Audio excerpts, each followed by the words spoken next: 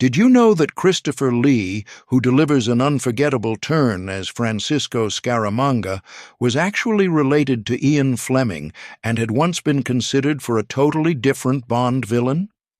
That's just one of countless twists embedded in the making of The Man with the Golden Gun, a 1974 spy extravaganza that pitted Roger Moore's James Bond against one of the franchise's most refined, lethal antagonists.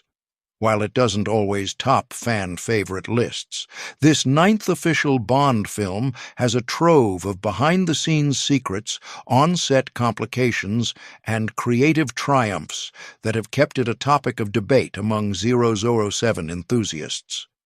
Ever wonder about the logistical gymnastics behind that corkscrew car jump? Or how Moore really felt about pushing his Bond portrayal in a darker direction? Let's pull the trigger on 30 little-known facts that shine a fresh light on this retro Bond outing. 1. Christopher Lee is related to Ian Fleming. Christopher Lee's link to Bond lore runs much deeper than audiences might suspect. Lee was related to Ian Fleming. Fleming was a step-cousin of sorts, and that family tie may have played a part in sparking the writer's initial interest in him for Dr. Number. Although Joseph Wiseman ultimately snagged that iconic villainous role in 1962, Lee wouldn't stay off the Bond radar for long. Fast forward to the early 1970s, and producers recognized his magnetic blend of sophistication and menace. In The Man with the Golden Gun, Lee harnesses that exact duality, crafting a villain who moves through the narrative with the same suave confidence as Bond himself. From the moment Lee steps on screen, you sense there's an entire personal history fueling his performance, one rooted in both the actor's wide-ranging film experience, including countless Hammer horror productions, and his personal connection to the world of 007.2. Scaramanga is a mirror image of Bond. During early script development, the creative team toyed with a truly compelling concept: make Scaramanga a kind of dark reflection of Bond, an assassin who mirrors 007's lavish tastes and lethal skill set. Though the finished film only hints at this, Christopher Lee's underplayed menace keeps that psychological tension simmering. In some of the novel's passages, Scaramanga carries out hits in an almost businesslike manner, reminiscent of Bond's own licensed to kill approach.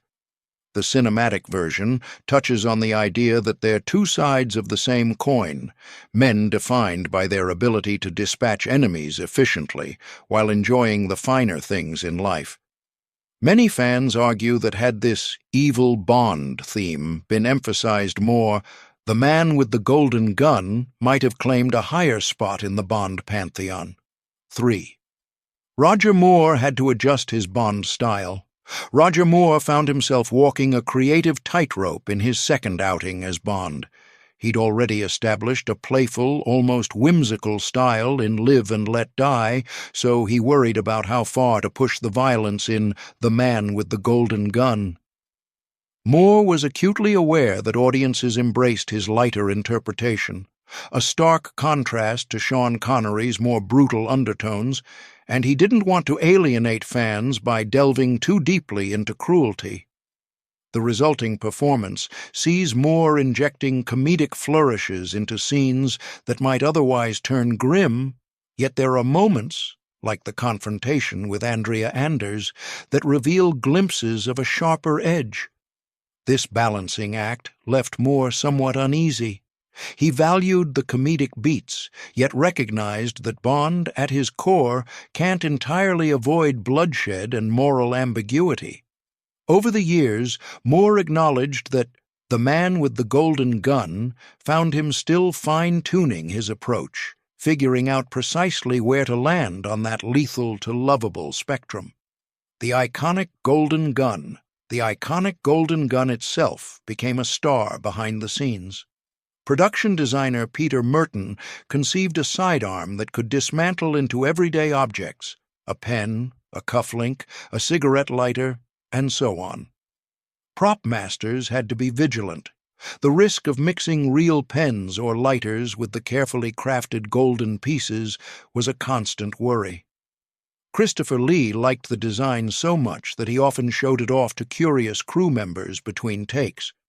The notion that Scaramanga wields a custom-built weapon symbolized the character's resourcefulness and obsession with style.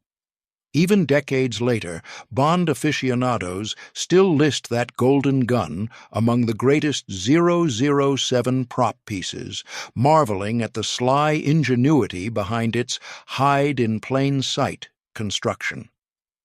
Filming in Thailand and Hong Kong was difficult. Thailand and Hong Kong provided the film's main shooting locations, giving audiences a richly exotic backdrop that was relatively fresh to Western eyes in the mid-1970s. The local environment was both a blessing and a challenge. While the striking limestone formations and bustling cityscapes looked fantastic on screen, the heat and humidity tested everyone's endurance. Crew members had to combat equipment malfunctions caused by condensation, and scheduling sometimes got derailed by monsoon-like downpours. Yet this added authenticity to the film's adventurous aura. Scenes set in bustling Hong Kong harbors or Thai canals brim with real local life. The atmospheric details, like the vivid neon signs or the gentle rocking of boats in harbor waters, lend a sense that Bond truly is operating in a global underworld far from his usual European comfort zones. Hervé Villechaize, Nack, was the funniest character on set. Hervé Villechaize, the actor behind Nack, became a beloved figure on set, even as he tackled a role that was part henchman, part comedic relief. Villechaize's English was limited, but his enthusiasm for his craft was boundless. Known for his friendly disposition, he'd often regale co-stars with jokes, gestures, and his unbridled zest for life. Roger Moore recalled in his autobiography that Villechaize would remain upbeat no matter how grueling the shooting schedule became. Nack's cunning in the film dovetails with a certain playful mischief. On screen, the character might set deadly traps, but off-screen, Villechaize's presence helped lighten the mood during long, hot filming days. His comedic timing and surprising ruthlessness as Nack left enough of a mark that Bond fans still recount him as one of the series' more memorable side villains. Point 7. The martial arts scene was performed by Thai martial artists.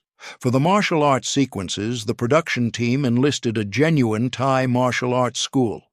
The local fighters were initially thrilled to display real Muay Thai moves, but the filming constraints meant pulling back on some of the more brutal techniques.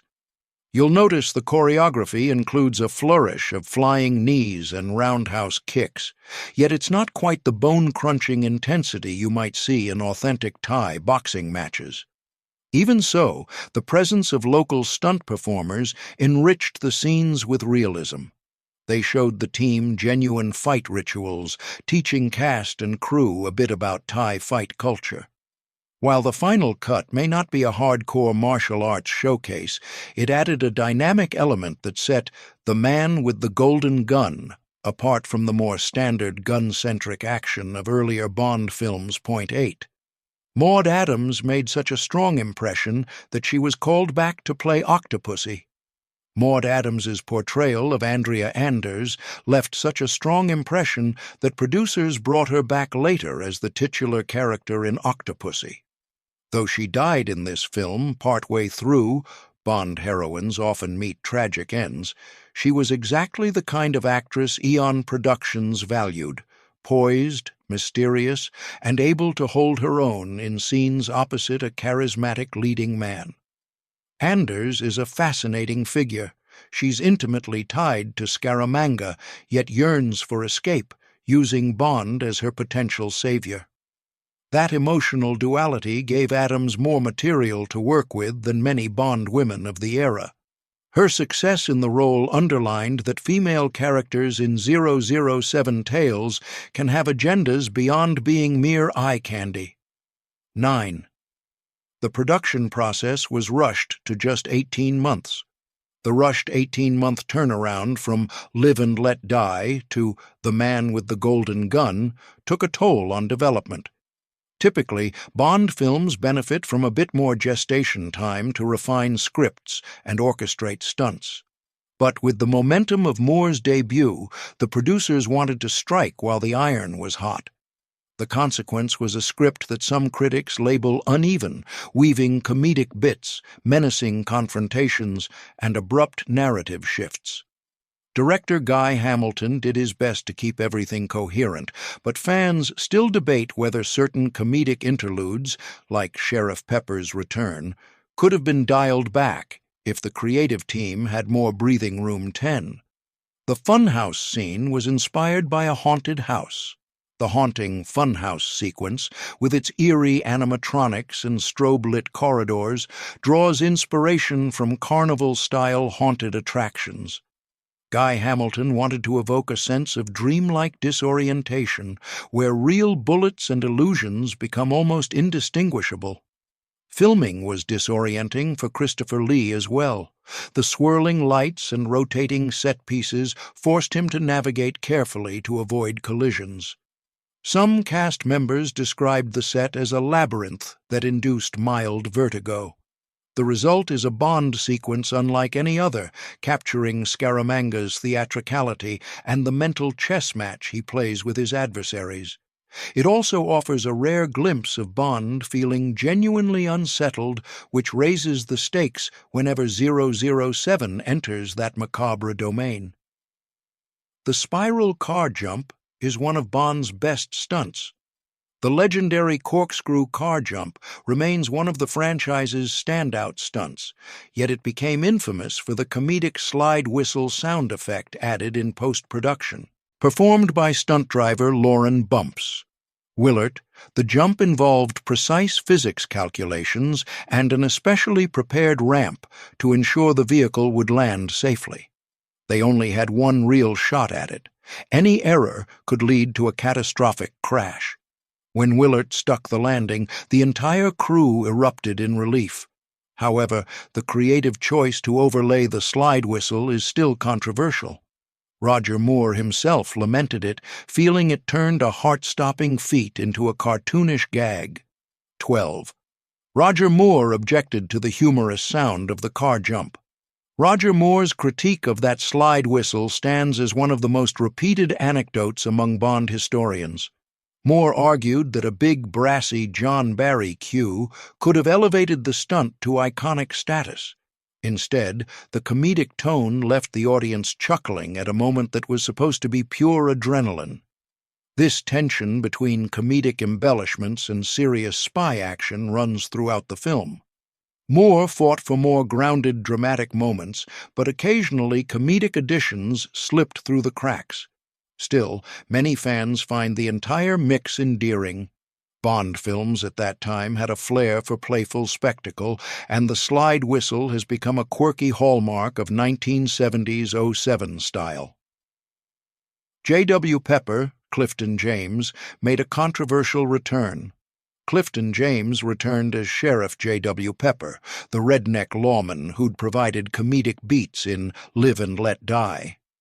The idea was to carry over some comedic continuity. However, the heavy dose of Southern fried humor felt jarring in a plot set largely in Asia. Critics complained that the character, while entertaining in small doses, overstayed his welcome.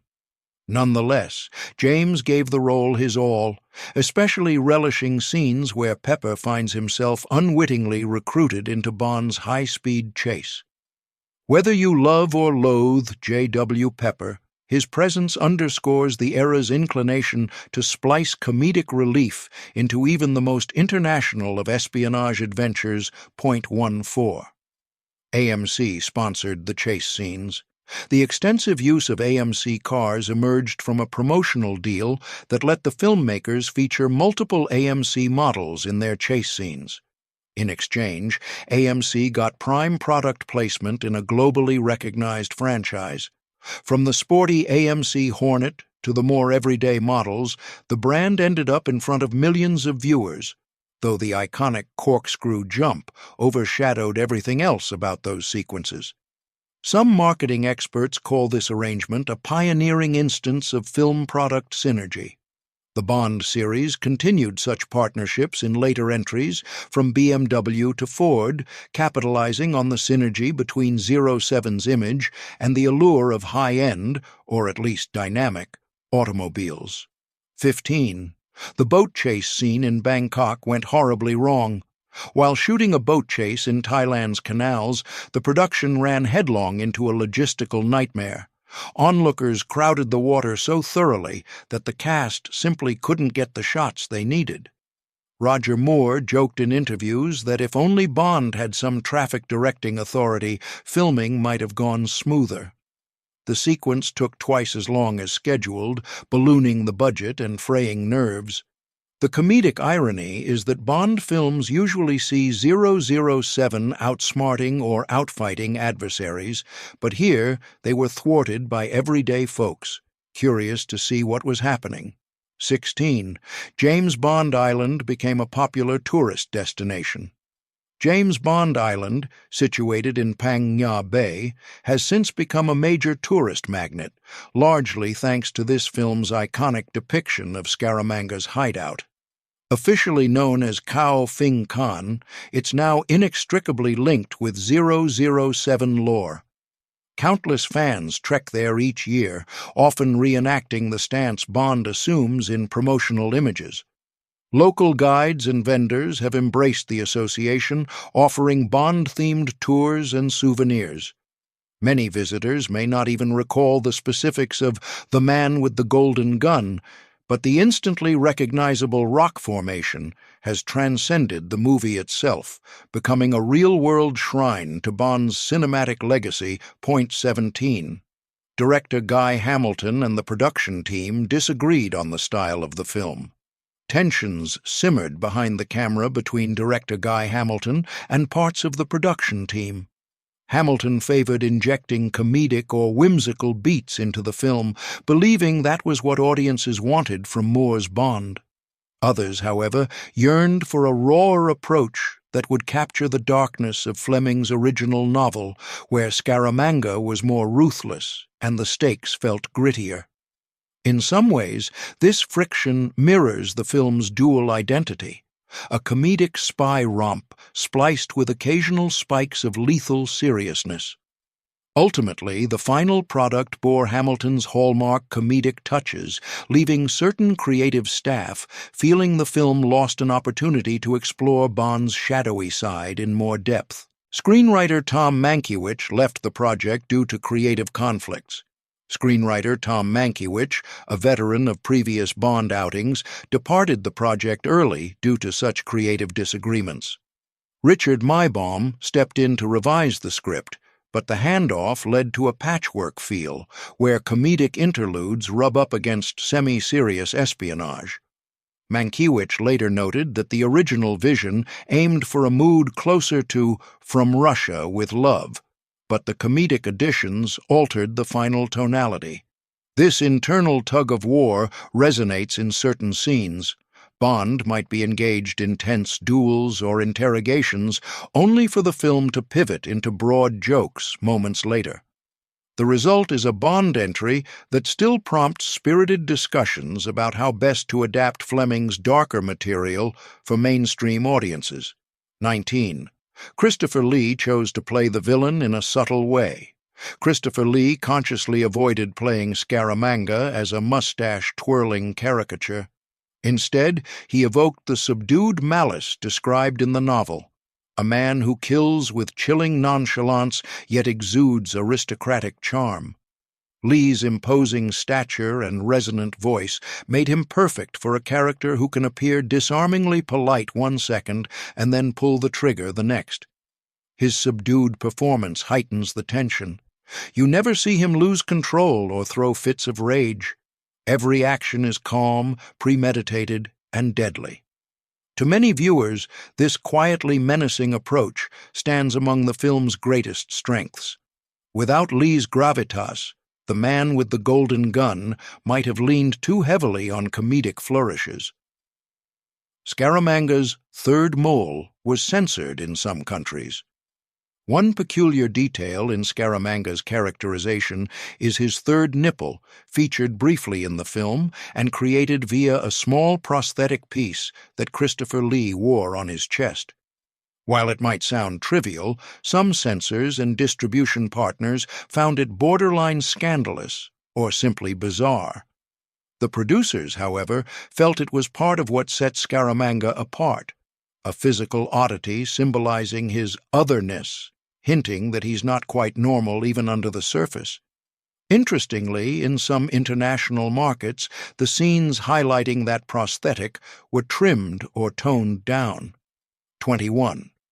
Lulu's theme song caused controversy. Lulu's theme song has often been overshadowed by more iconic Bond tracks, such as Shirley Bassey's Goldfinger or Paul McCartney's Live and Let Die. Yet Lulu attacked the material with zeal, delivering a brassy, energetic performance. She later admitted that following up McCartney's smash hit was daunting. The song's lyrics are unusually racy for a Bond theme, referencing the protagonist in a slightly more direct sexual manner. Some fans defend it as a fun, period-appropriate number that suits the film's campy side. Others argue it's a lesser entry in the Bond musical canon. Regardless, the track's bold style cements it firmly within the 1970s aesthetic, capturing the era's blend of funk, pop, and flamboyant swagger. Desmond Llewelyn had less screen time.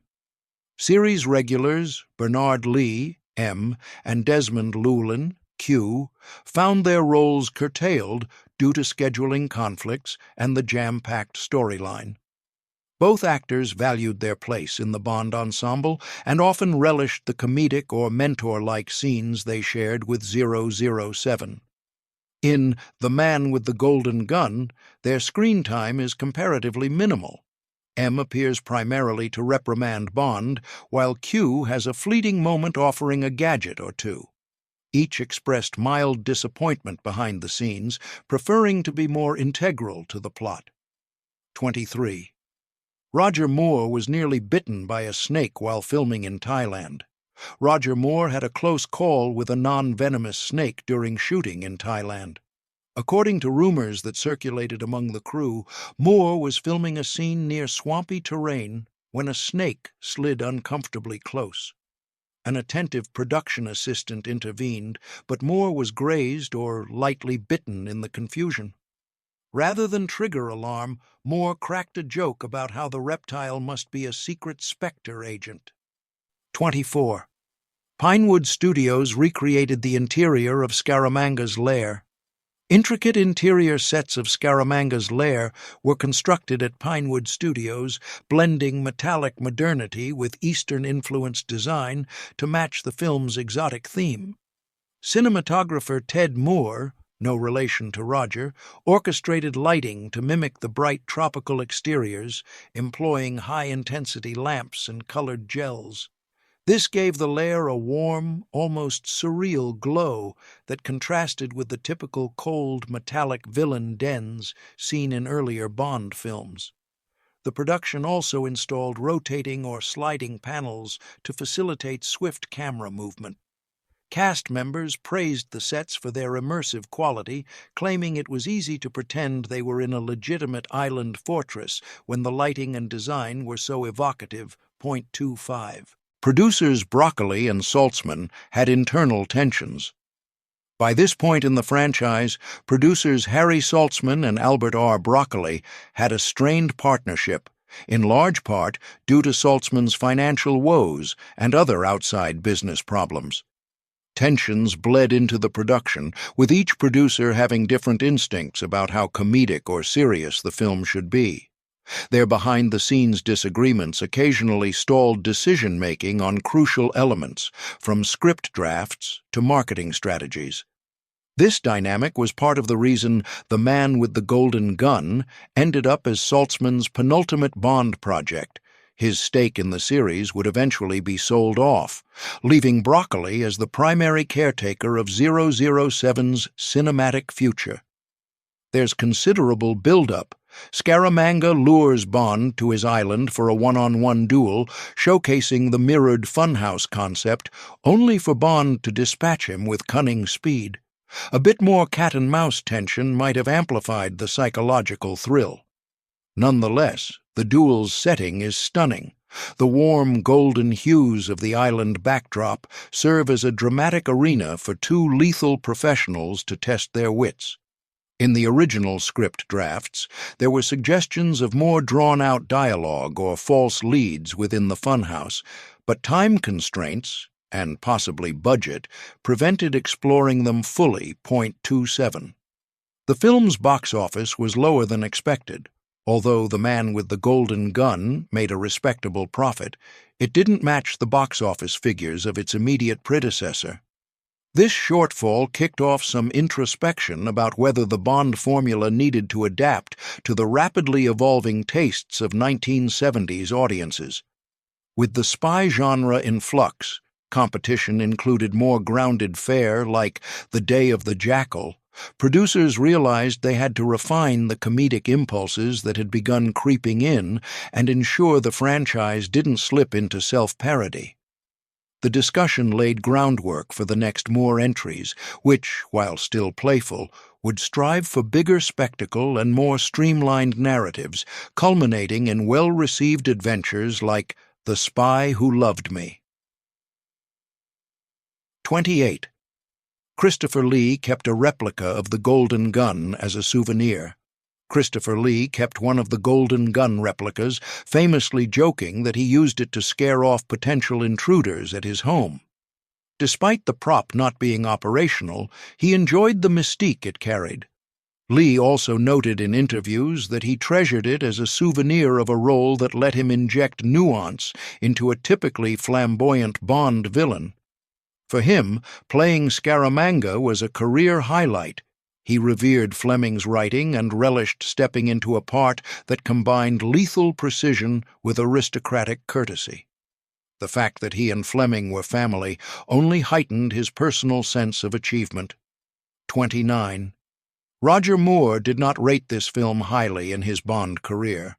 Roger Moore candidly admitted in various interviews, and later in his autobiographies, that The Man with the Golden Gun wasn't his top personal pick among his own Bond outings. He singled out issues like the jarring comedic elements, the rushed production timeline, and the occasional tonal mismatch. Still, he applauded Christopher Lee's performance, calling it one of the series' standout villain portrayals.